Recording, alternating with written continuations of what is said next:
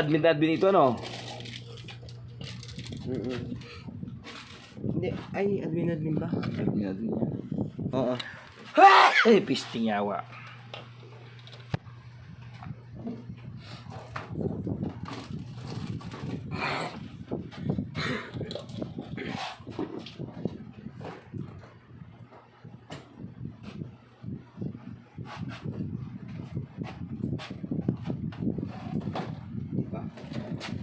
Let's start. Username, password nalagyan ka ba? Ito hindi na. Alagyan mo yan. Ano username nalagay dito? Admin. Tapos, Bahala ka na sa password. ah, Same. admin. Dapat capital letter yung sa password niyan. Yung at ROS na lang din. May at. Yan na. Rose 1186-001. Kulang ng isa. Rose 1186-00. Lagyan mo na ng at. Para mas madaling ma-configure. At Retype. masip mo na naman ako. Rose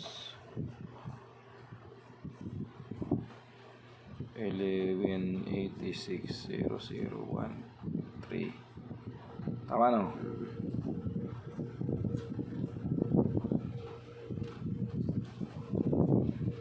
Next. AP mode. Yan, dyan ka maglalagay ng pangalan at password. Ay, Hindi na yata ito. hindi. Pass. Skip. Oo, skip.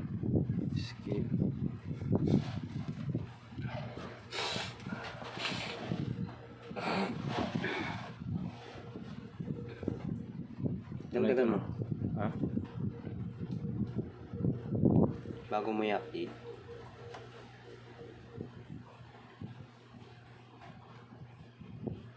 Yan, tapos update mo. Tapos pag nandiyan ka na, kunin ka na doon. Sa? Yung pangalan kaninang ginawa mo. Bakit? Nakakunik mo na yan. Ay, wala. Ay, kailangan natin ito.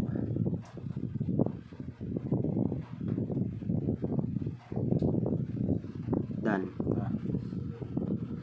Done. Tapos, Finish na. I have connected to SSID. Pinutin mo.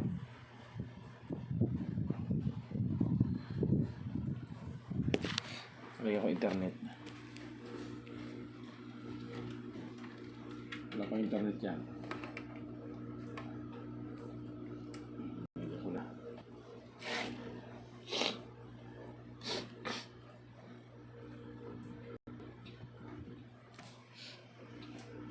Dapat.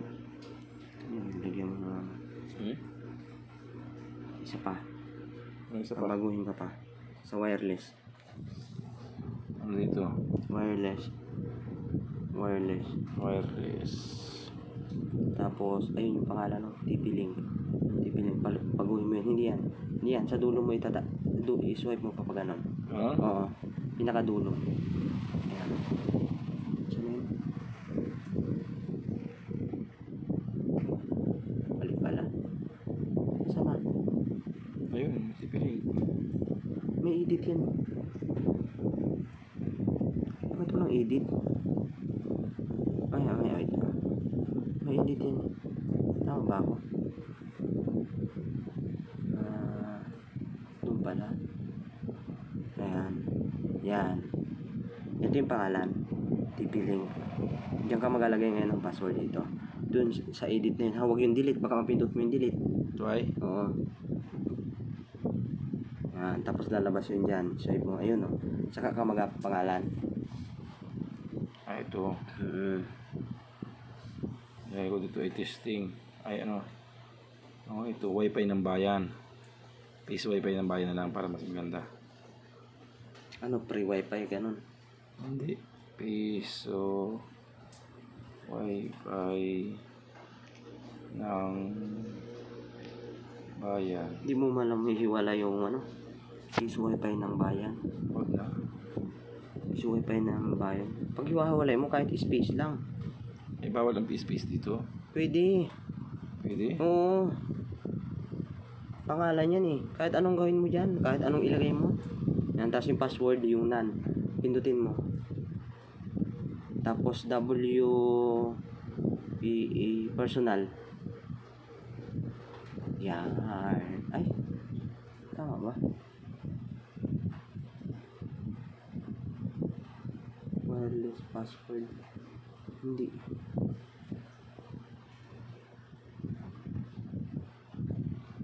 Tama mo. Pag ito, hindi malalo. Yun talaga. Tapos, asan yung ano niya? Yung password niya. Ayun, ito. Tanggalin mo yan. Ayan, tapos password.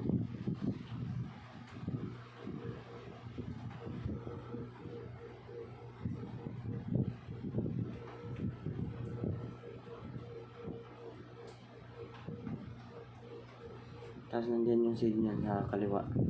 Yan. Okay.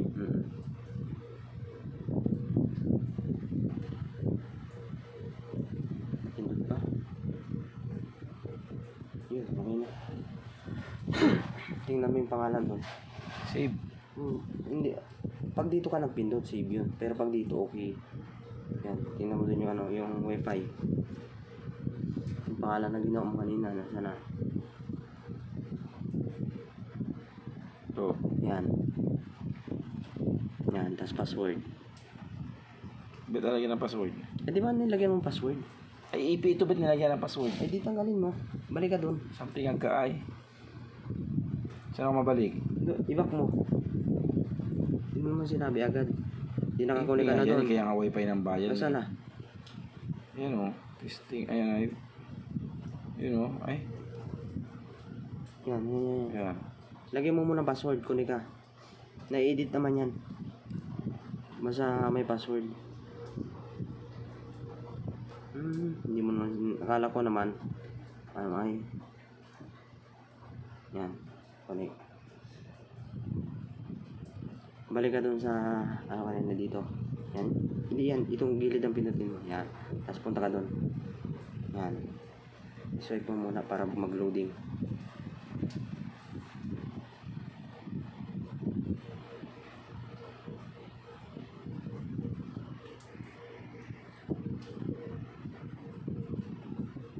Yan. Tapos balik ka dun sa wireless.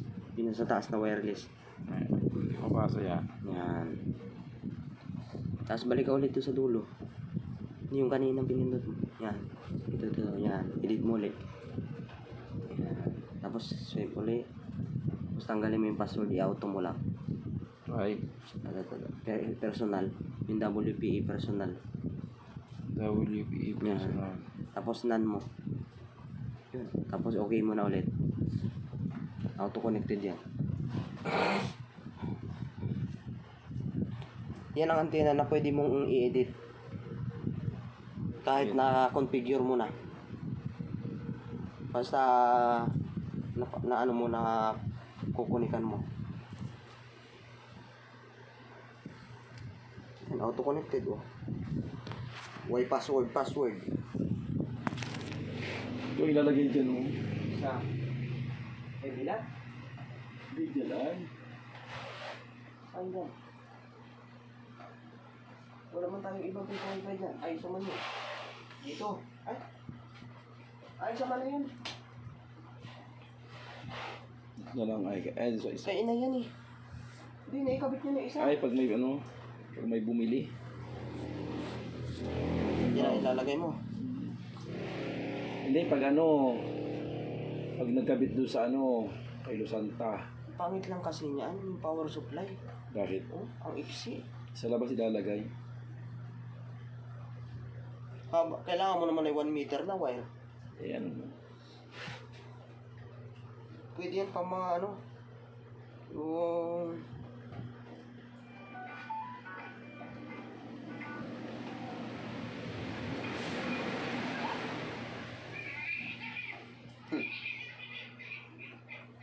Sama na loob ni sa Mingming. Yung nakita niya. Ano?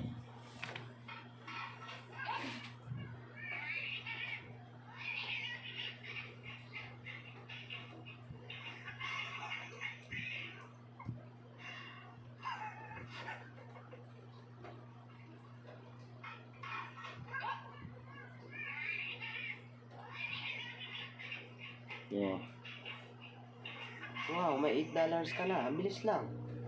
mas mabilis na yung ganari, diba? Ganari na gawa ko. Yung sa mga, kung ang video. Oo. Tapos, Alam mga naka-schedule na, oh. Hmm? Mga naka-schedule na yan. Ayan, tinan mo, 18K, oh. Naka-schedule ng Schedule na, ng upload. Ayan, October 30, bukas pare. October 31. may mga schedule In-schedule ko na, pero tinan mo yung kanina, oh. Upload namin yung tintang to kanina. Magkano sa Ayan. audio? 100k lang. 18K. Kaso 1.4. lang.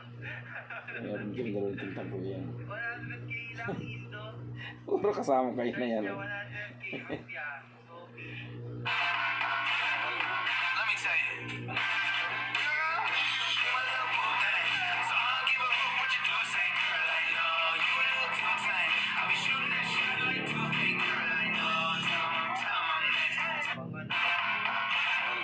Let me tell you. Sinet niya talaga. 100k rupya. Ba't nag-quit kayo, Kawais? Mababa sahod eh. Magkano sahod nyo? 100k lang per month. Kaso Indo lang. 100k. 100k lang Indo. Search niya 100k rupya. Sophie. Kala ko USD yun. 100k. 100k USD no per month. Sarap. 5.5 yan per month. 11K, 10K, 1.8. Pang ano na yan, boss? Pang illegal na yan, boss. Sinet niya talaga. 100k. Rupya.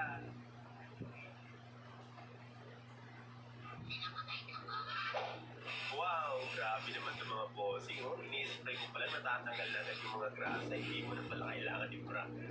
Gusto mo ng trainers pagka pala hukukod.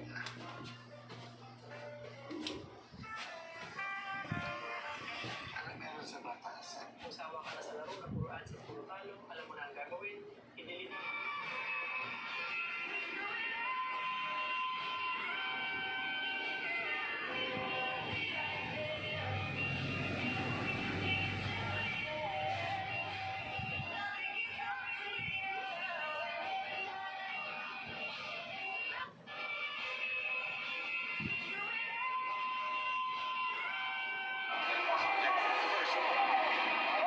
Live mula sa GMA Network Center, ito ang 24 oras. Magandang gabi po, Luzon, Visayas at Mindanao. Nauwi sa enkwentro ang pagresponde ng pulisya sa pagpapaputok ng baril na isang lalaki sa San Jose del Monte, Bulacan. Sugatan ang tahunan ng BJMP na tumulong sa operasyon matapos Yung ilaan matapisan na, ng bala. Matapos ang tensyonadong putukan, ang suspect namataan din ng pulisya at nakatutok si Sandra Aguinaldo.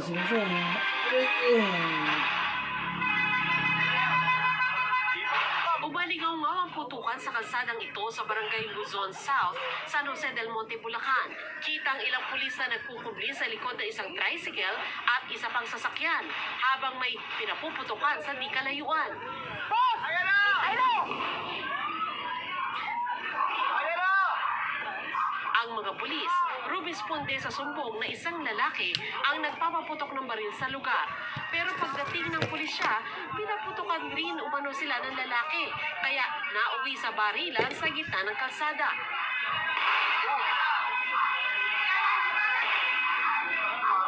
Maya-maya pa,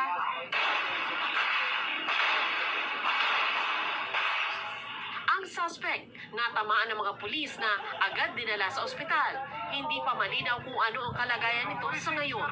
Nasugatan naman sa barila ng isang tauhan ng BJMP na tumulong sa mga pulis na rumisponde sa insidente. Para sa GMA Integrated News, Sandra Aguinaldo, nakatutok 24 oras.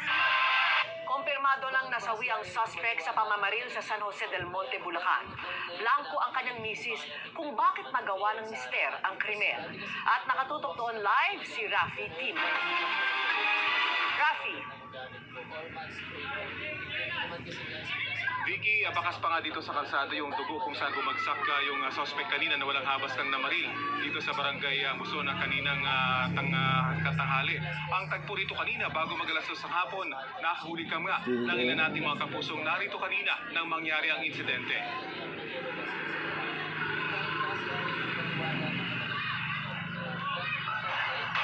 Kinilala ang suspect na si Kenneth Concepcion na dayo lang daw sa lugar at napansamantalang nakikitira sa bahay ng kanyang kapatid na ilang metro lang ang layo mula sa pinangyarihan ng insidente.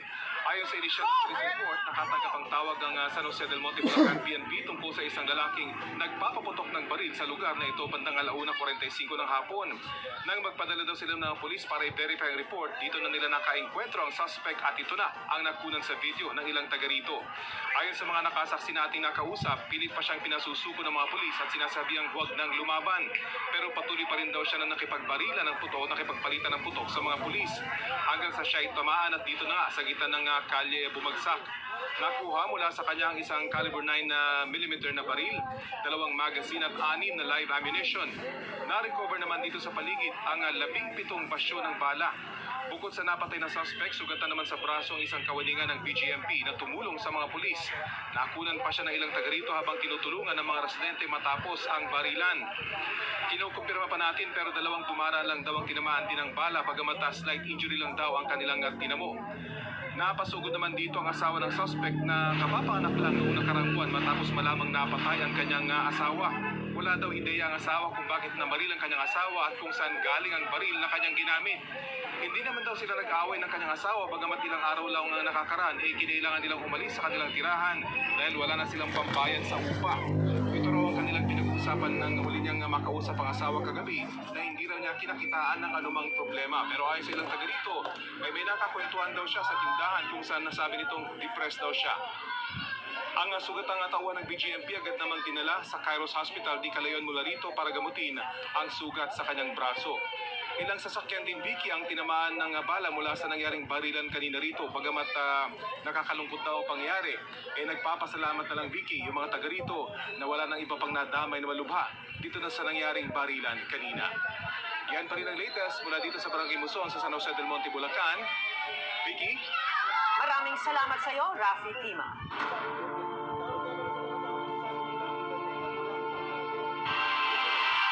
Inirekomenda ng kasuhan sina Senador Jinggoy Estrada, Senador Joel Villanueva, dating Congressman Zaldi Co, at 3 pang sangkot sa mga flood control project. Hiniling niya ng Independent Commission for Infrastructure sa Ombudsman. Nakatutok si Joseph Moro. Dalawang senador ang kasama sa nirekomendang kasuhan ng kasong kriminal at administratibo ng Ombudsman, sina Senador Jinggoy Estrada at Joel Villanueva para sa kasong plunder, graft, direct o indirect bribery